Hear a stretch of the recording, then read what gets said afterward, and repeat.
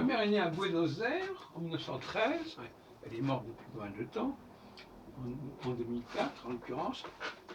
Et en tant qu'astrologue, on peut se heurter à la question des deux hémisphères, l'hémisphère nord et l'hémisphère sud, où les saisons sont inversées. Alors on nous dit, ah oui, mais les astrologues argentins n'inversent pas.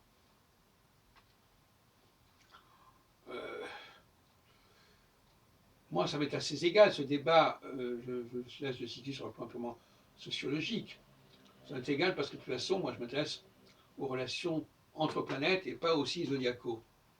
Mais si je m'intéressais aux signes zodiacaux, je me sentirais obligé d'inverser les signes.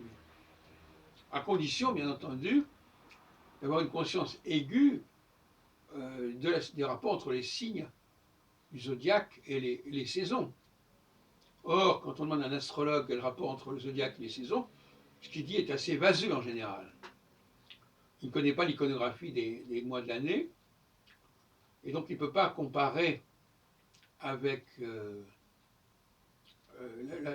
la symbolique zodiacale, et donc il va nous sortir des développements un peu comme ça, très vagues, sur les saisons qui se changent, etc.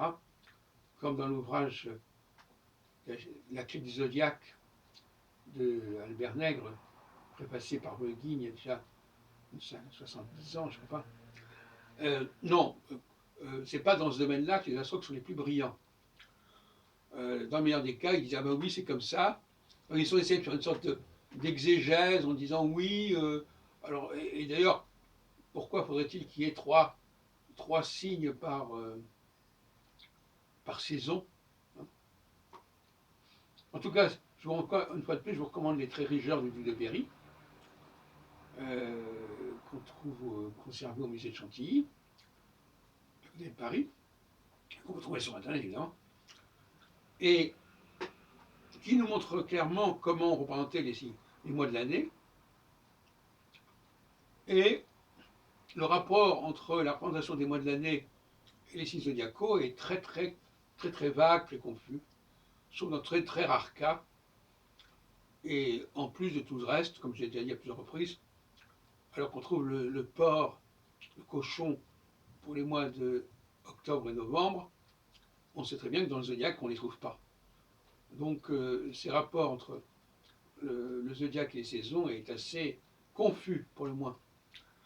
Cela dit, donc, s'il fallait tenir compte du zodiaque des saisons, du zodiaque tropicaliste, sous une forme ou sous une autre, il faudrait quand même inverser les significations, parce que le mois de mai, dans l'hémisphère nord, c'est le printemps, et l'hémisphère sud, c'est l'automne. Donc on n'a pas les mêmes activités, et donc on n'a pas la même symbolique